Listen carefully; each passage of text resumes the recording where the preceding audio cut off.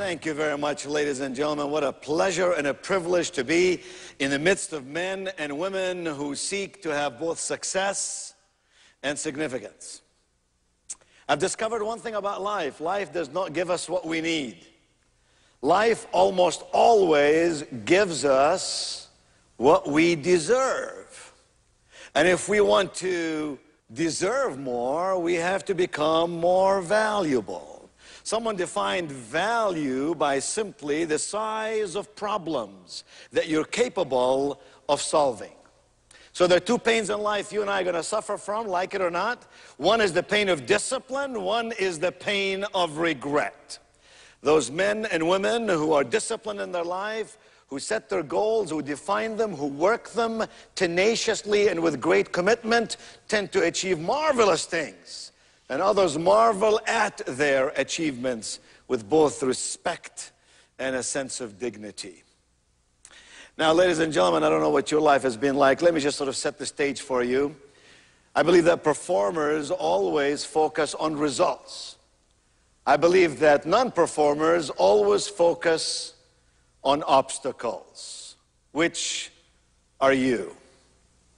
My father died when I was 6 years of age.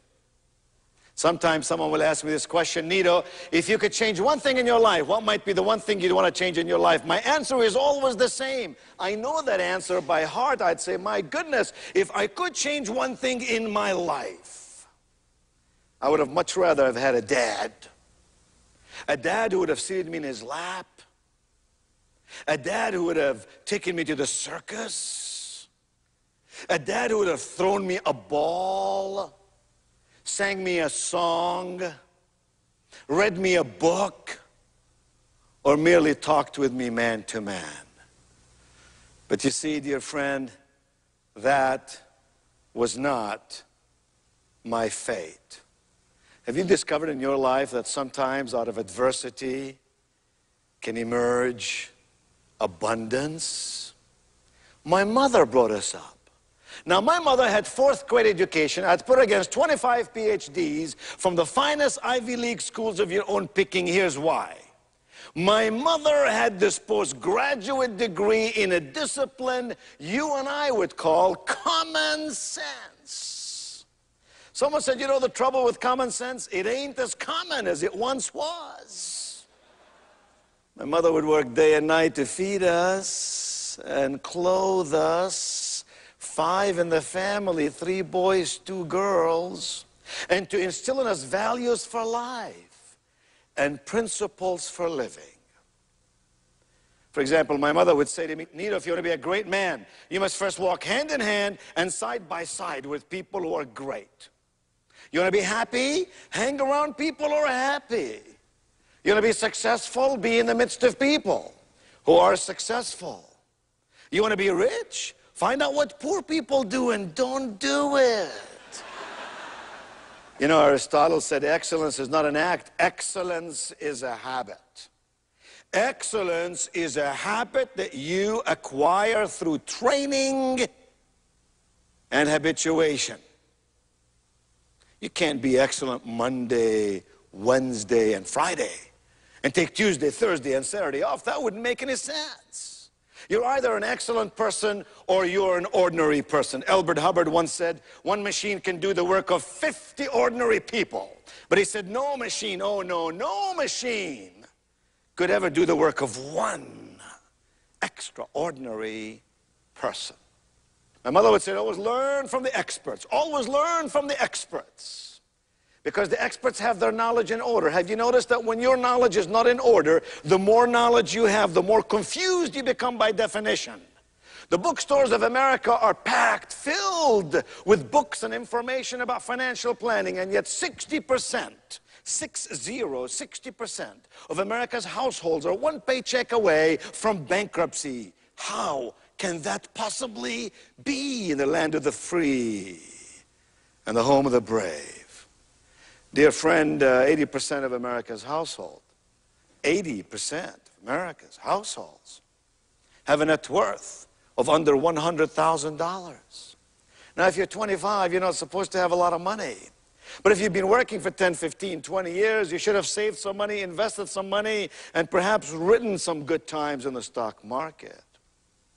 Now here's the irony of all this, that immigrants in America, immigrants to America are not once, not twice, not thrice, but 4 times as likely to become millionaires as born Americans. I wonder why. Is it that they're smarter? Work harder? I think not. I think it is because from their heart, from their soul, from their being, their beliefs, derives all that they are and all that they can therefore become. It is our beliefs that drive our behaviors that create our results. So if we don't like what we've got, we got to change our behaviors. And the only way we can change our behaviors is to revisit our belief system. What is it we really believe in? And so my mother said, learn from the experts, because the experts have already traveled through this journey. They have already done this kind of values clarification. They have already arrived at some conclusions of wisdom and insight about life and about living. My mother would say, listen, it's not the circumstances in which you find yourself, son, that define the person you become. It is always the choices you make in your life. I mean, 5 years from now, you and I are going to be exactly the same persons we are on this day, except for the choices you and I make, beginning today and up to 5 years from now. I've made a few choices in my life. Some you may think are pedestrian choices. They're functional, they're even transactional, but sometimes they lead to a transformation in my own life, making me more effective, if you will, and more efficient, if you will. Choices like I no longer read the newspaper in the morning, I read it in the evening. In the morning I read books and I listen to audio materials that inspire my heart, nourish my brain, nurture my soul. Choices like I've gotten rid of my alarm clock and I've replaced it with an opportunity clock. And I beat that opportunity clock every day by 10 or 15 minutes. Think of it, fire alarm, burglar alarm, wake-up alarm. If you're still waking up to an alarm clock, get rid of it. It's killing your inspiration. Choices like, I have in my to-do list, of course, but I have my stop-doing list, too. To do is transactional. To stop doing, your stop-doing list leads you to your list called to be. I must be before I can do. Choices like I pay myself first, and I've paid myself first from the very first day I began to work. Now I couldn't pay myself much, but it was $1 or $2 or $3. I have never to this day violated that rule. It's amazing what you can do when you pay yourself first. Choices like every single day of my life, I call 4 or more of my clients and prospects.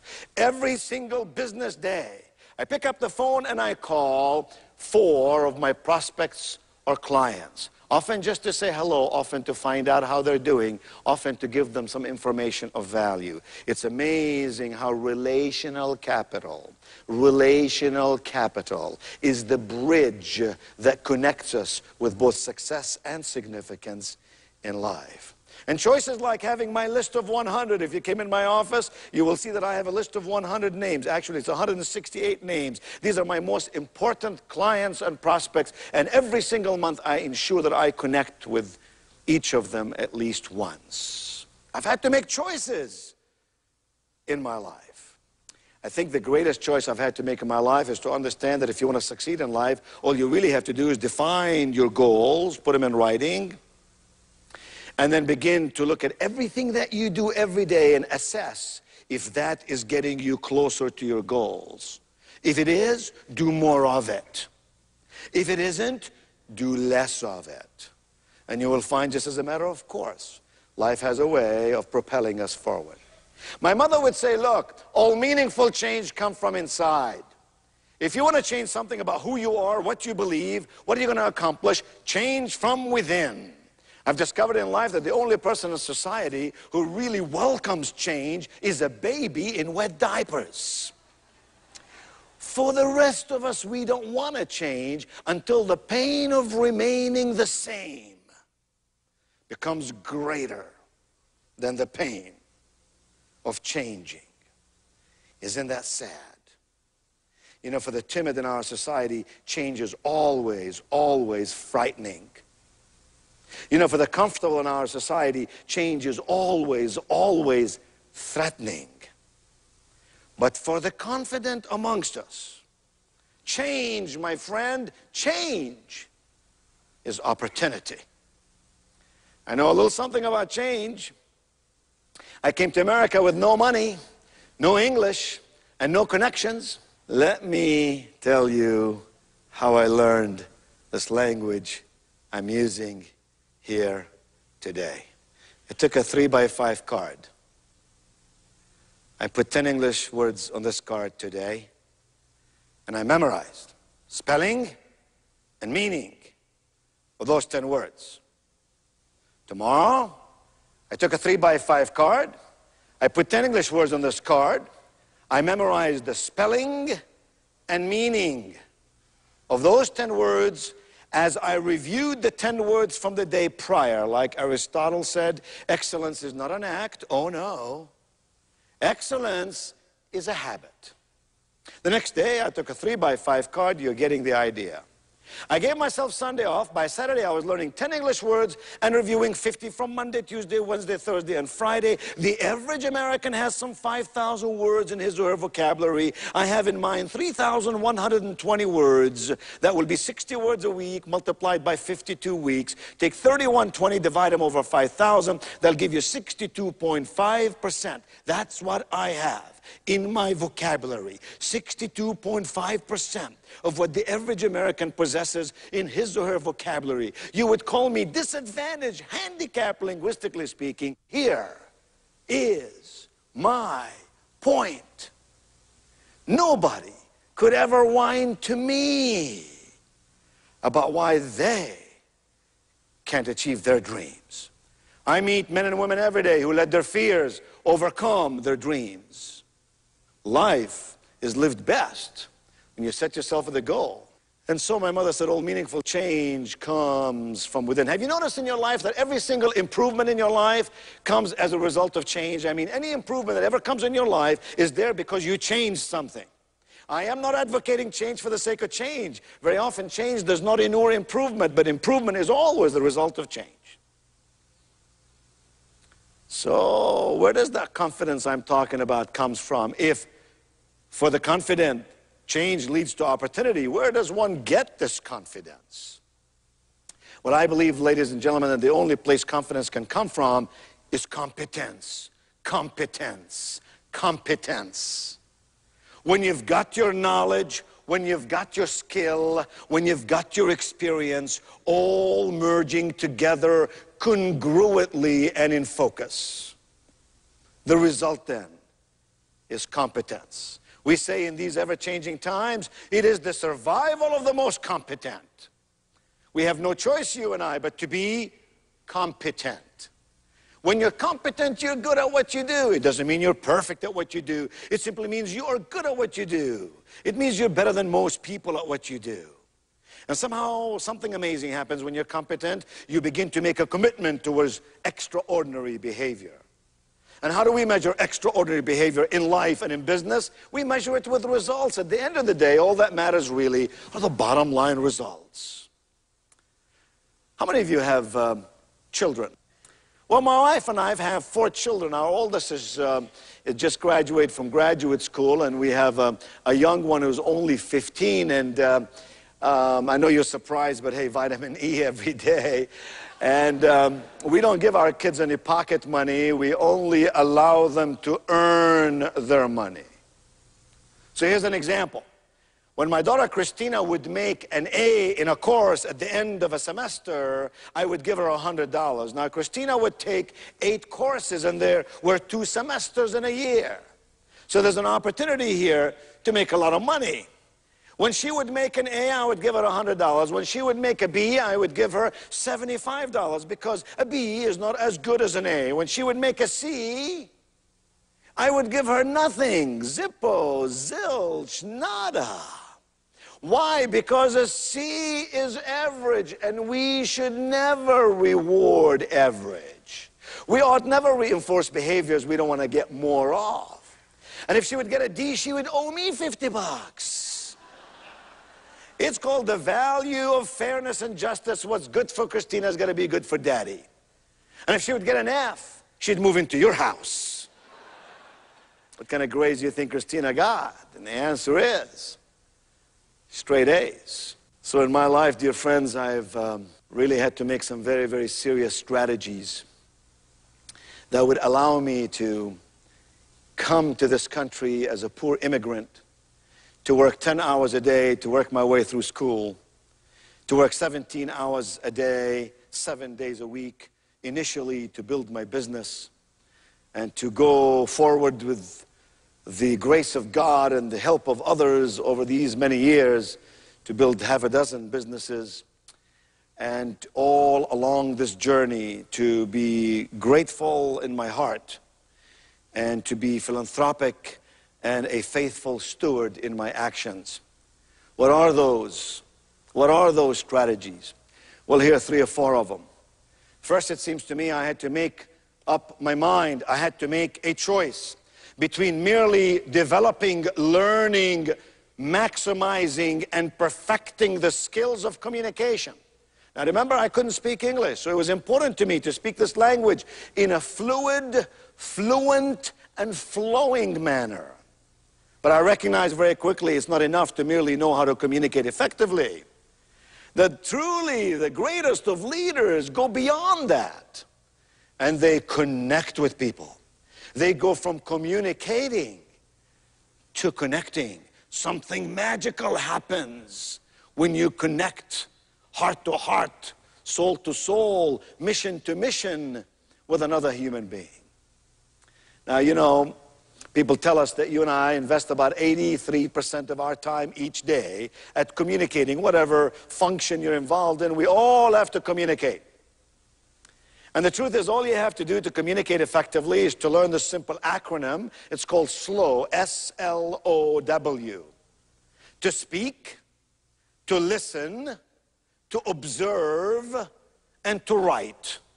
Master those 4 skills: speaking, not talking; listening, not merely hearing; observing, not merely seeing; and writing, not merely scribbling. And now you've just perfected this system called effective communication. Now, I could tell you 1,000 stories about how I just learned the English language and I had to use it in ways that created for me so much miscommunication and so many now funny, then embarrassing incidents. Here's an example. I walked in a store to buy a pair of pajamas. Now, I've just learned how to speak the English language. I picked a pair of pajamas right off the shelf. I looked at the label on the back of the collar, and the label on the back of the collar said, "These pajamas are shrink resistant." Now, wouldn't you be confused if you had just learned the English language to read something that says, "These pajamas are shrink resistant"? So I called the clerk over and I said to her, "Ma'am, please forgive me for being so terribly naive, but it says right here that these pajamas are shrink resistant. I beg you, ma'am, to tell me, what does that mean? I mean, they either shrink or they don't shrink, for crying out loud." Her answer was a classic. She said, "Sir, that means these pajamas will shrink." But she said they don't want to. I was in Atlanta one day speaking to a nice audience, and I came outside this big church. Outside this big church was this big sign, and on this big sign was the name of the church, and under the name of the church was the title of the sermon, and the title of the sermon was, "Do you know what hell is?" And under that was an announcement in capital letters which read, "Come hear our organist Sunday morning." We say things we don't mean, we mean things we don't say, and we wonder why on God's earth people don't do what we ask them to do. But you see, we must go beyond communicating to connecting. To connecting. Here, I believe, is a definitive question for connecting with people. The definitive question merely is this one: how must this person feel first? So this person will do what I'm asking him or her to do. How must this person feel first? Trust is the foundation to all relationships. Only when trust is there will reason be there, or focus, or congruence, or rendering of value, or success, or significance. We must know people's needs and fears and dreams and expectations to connect with them in manners that are sufficiently useful and sufficiently personal for them in their life. So first, for me, I acknowledge, based on significant research, watching great men and women in endeavors and sectors of society of all types and kinds, that you and I must go from communicating being the prerequisite for existence, to connecting being the advanced level of building relational capital with one and all who matters to us in our life. Secondly, it seems to me that I've concluded that selling is the single most honorable profession perhaps on the face of this earth. I define selling not only as someone who sells products, but as someone who sells ideas or products or services. By that definition, one and all is a salesperson. We like to say things like this: nothing happens till somebody sells something. I like to say a great salesperson can sell a mediocre product faster and better and more successfully and more profitably than can a mediocre salesperson sell a great product. In my business, I like to treat every one of my customers as if I'm about to lose them. I often say to all of my people, all my teams, nobody wants to buy our product. Nobody wants to buy our product. At great Harvard stores across America or any of my other institutions I'm involved in, nobody wants to buy our product. What people want is the product of our product. We're a medium to get them what they really want out of life. But I concluded that merely learning how to sell is a prerequisite, that we must go from selling to positioning. Just like we must go from communicating to connecting, we must go from selling to positioning. Well, what is positioning? Here's my definition. It doesn't matter how much you know or what you can do. No, it doesn't. Obviously, you know a lot. Obviously, you can do a lot, or you wouldn't be engaged in a profitable profession which inures and renders for you legal tender. Obviously, you know a lot and can do much. That doesn't matter. Here's what does matter from a positioning perspective. What other people believe and perceive you can do for them. At the end of the day, dear friends, your value is measured by the size of problems you're capable of solving. So we like to ask these three questions about positioning. Why should people do business with me? Why me? Given choices, why me? We like to ask these questions about positioning. How easily can someone else imitate what I do? Can you see how the easier it is for someone else to imitate what you do, the less valuable by definition you've now just become? A third question we ask about positioning: if I were in the marketplace to buy what you have to sell, would I think of you first? Would I think of you second? Would I think of you at all? You know, a bag of Hershey's chocolates, perhaps my all-time favorite, really, those little Hershey's Kisses. You can buy a bag about, oh, yay, this big for what, $2.98 or so? An equal amount of chocolate packaged in a gold box with a ribbon on top called Godiva, an equal amount in weight, would sell for about $35 or $40. Why would people pay 10 times as much for the same amount of chocolate? And the answer is people buy Hershey's to eat, they buy Godivas to give. I mean, when was the last time you bought yourself a $40 box of Godiva and ate it on the way home? People don't do that. That's what branding is all about. You know, some people have brand awareness. That is no big deal. Just to have people know about you is not a big deal. That's called brand awareness. I am fully aware of many a brand in America. I do not purchase that brand. I do not invest my money in that brand. And I suspect the same is true of you. Then you have brand preference. That's cool. We want people to prefer us over all others. But when you have brand insistence in your life, when people will drive out of their way, when people will go out of their way to choose you and insist on doing business with you, that, my friends, is the ultimate in branding and positioning. How do we position ourselves in an already cluttered and competitive and ever-changing marketplace? Well, first and foremost, it seems to me, we position ourselves with our self-esteem. Oh, how I thank my fourth-grade educated mother, who taught me that being poor is a temporary condition, who taught me that all things matter about how you feel about yourself. But if you feel about yourself well without earning it, that would be called conceit. But if you work hard at feeling good about yourself based on merit and learning and ever growing, that would be called self-esteem. We first and foremost, my dear friend, position ourselves with our self-esteem. Self-esteem asks this question: how do I feel about me? You know, the number one sale you and I have to make is we've got to sell ourselves to ourselves. Number two sale we have to make in life is to sell ourselves to other people. But first, I got to sell me to me. Second way we position ourselves is with our appearance. Appearance answers this question: when someone looks at me, what do they see? When someone looks at you, what do they see? Do they see someone learned or someone ignorant? Someone committed or someone tentative? A team player or a disruptive person? What do they see?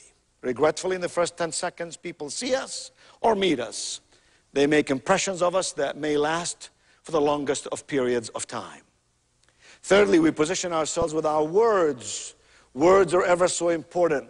Don't use words like I think or I might or I'll try. Use words like I believe, I will, you can depend on me. I had a guy working with me one time. Every time I'd give him an assignment, he'll answer me by saying, I think I might be able to try.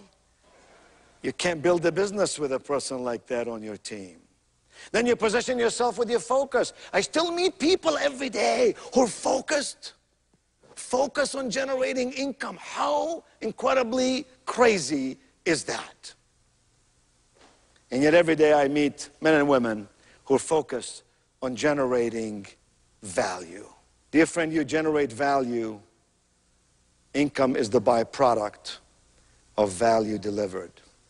The smartest people I know who generate value have also mastered the art of interpreting the value. And the only way to interpret value is to see it from the perspective of the receiver of that value. What matters to them, what's in it for them. And of course we position ourselves with our attitude.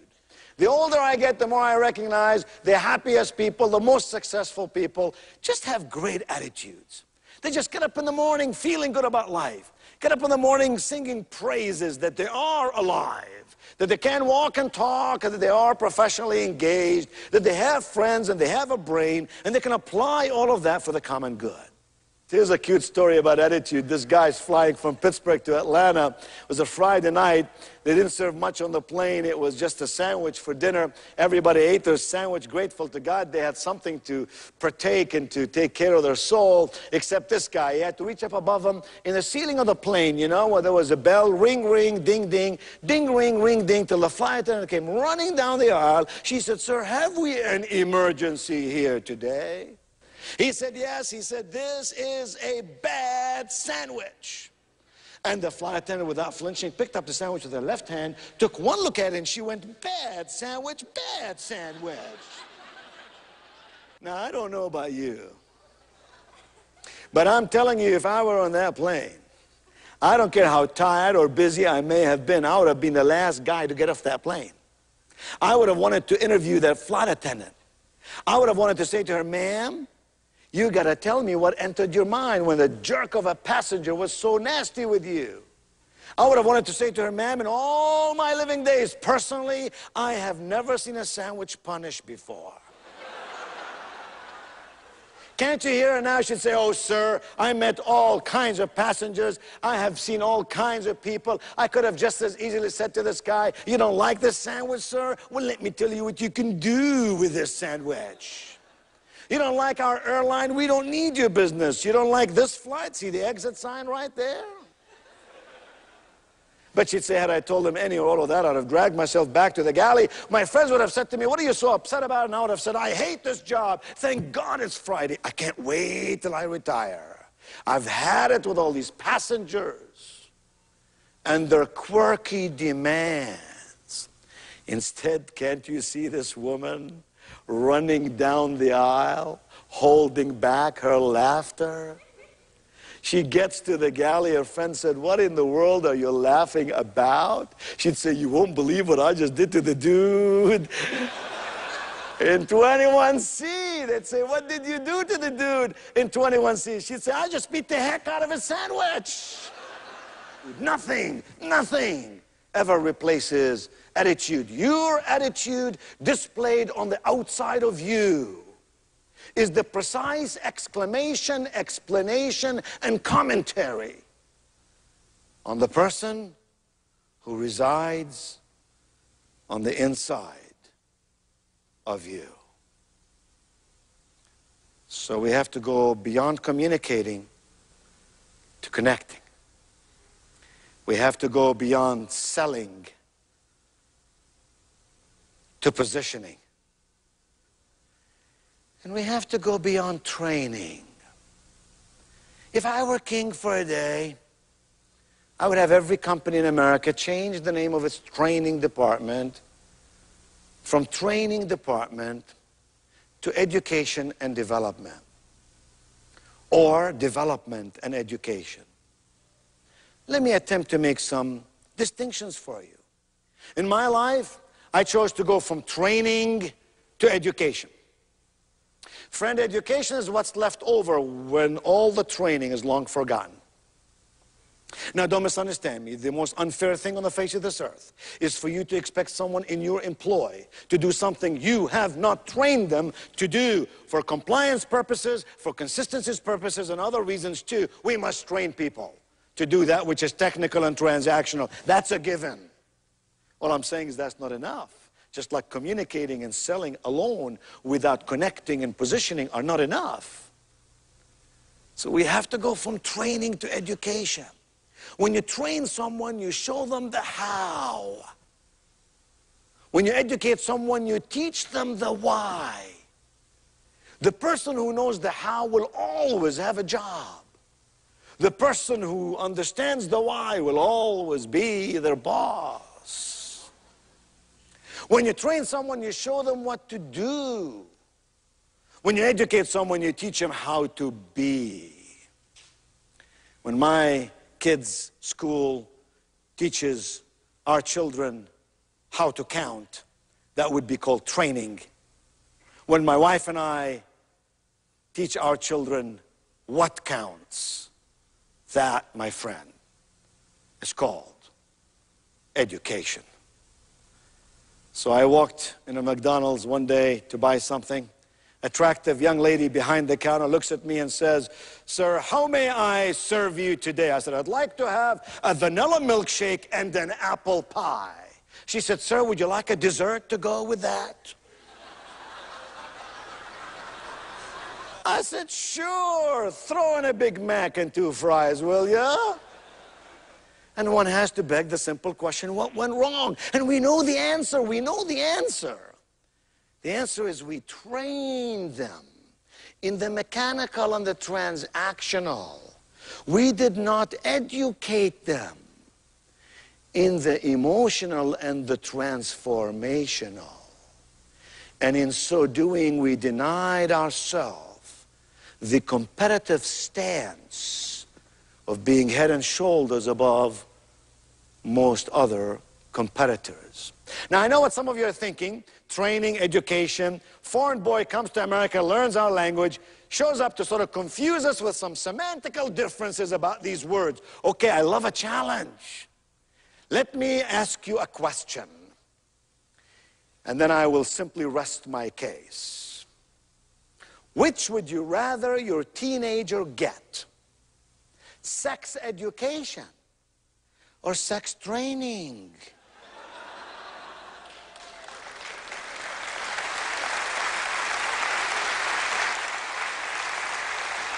I rest my case. To be educated, you got to do 4 things. You have to have a clear vision. You have to have a solid strategy. You have to pursue practical systems. And you have to commit yourself to consistent execution. Violate one of the 4. Education somehow will be deleted or diluted in its impact and its substance. And one last thing I've had to do in my own life, I believe could be very useful for you, is I've had to make the choice to travel the distance from success to significance. You know, ladies and gentlemen, I discovered that success by any measure is secular. Significance by any measure is spiritual. And it doesn't matter how you define your own spirituality. What does matter is that those things that are spiritual tend to be deeper, more meaningful, more touching, more lasting, more impactful in our lives. So when we talk about success, we talk about the 3 F's of achieving. You know the 3 F's of achieving? Fans, fame, fortune.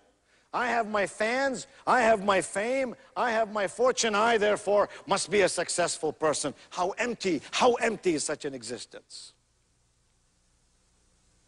But people who subscribe to significance subscribe to this notion called appreciating.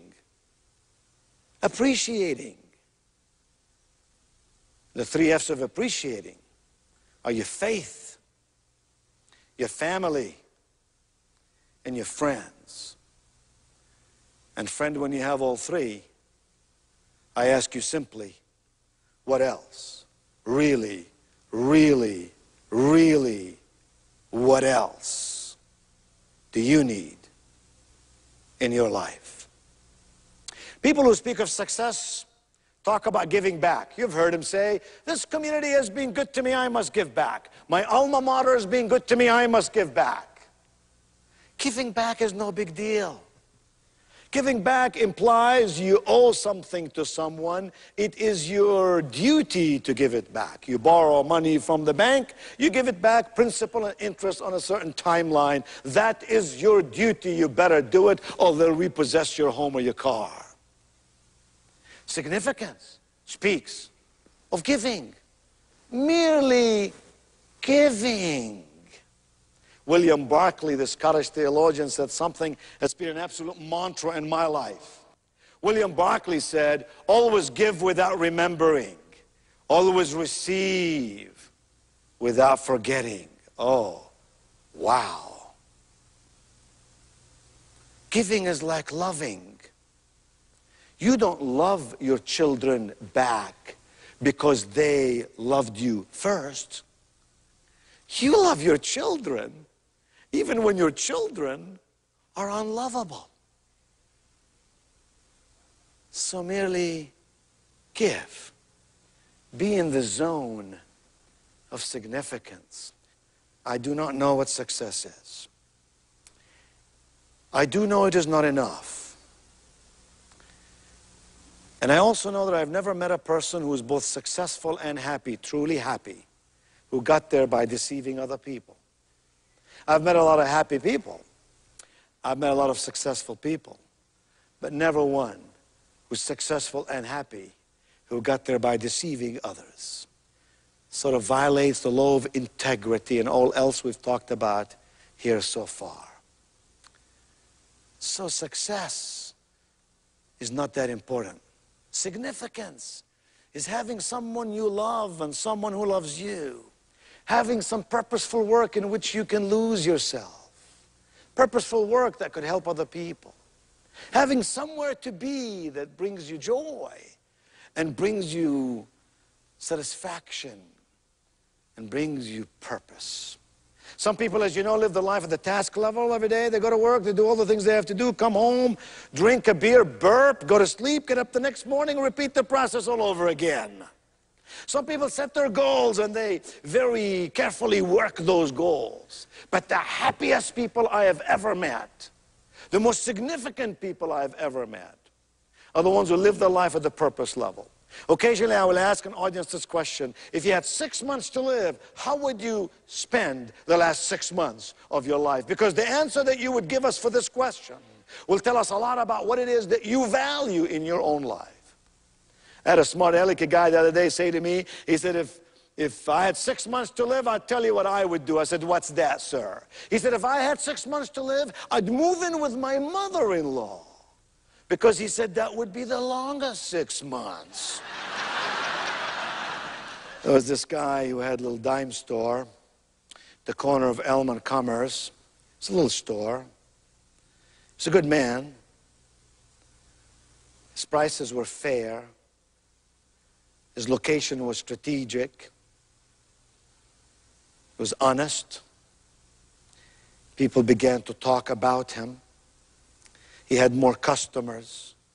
He expanded his store. He had more stores from border to border and coast to coast. He built his chain of stores. One day he was taken ill to the hospital and he wanted one of his 3 adult children to become the president of the company, and he knew not which one should become the president of this company. So he called all 3 of his adult children into the hospital room and he said to them, one of the 3 of you will take over the reins of this company. I know not which one it would be, so here's what I choose to do. He reached in his pocket and he took out 3 $1 bills and he gave son number 1 $1, son number 2 $1, and daughter number 3 $1. And he said, go downtown today, spend your money any way that you choose. But when you come back here tonight, however you spent this money must fill this room from corner to corner, must fill this room. Excited as they were, they all went, they all spent their money, they all came back in the evening. And the daddy said, what did you do with your money?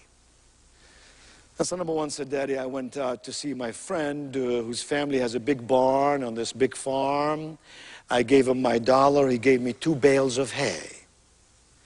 He brought in those bales of hay into the hospital room, tore them apart, threw the hay up in the sky, and momentarily the room was filled.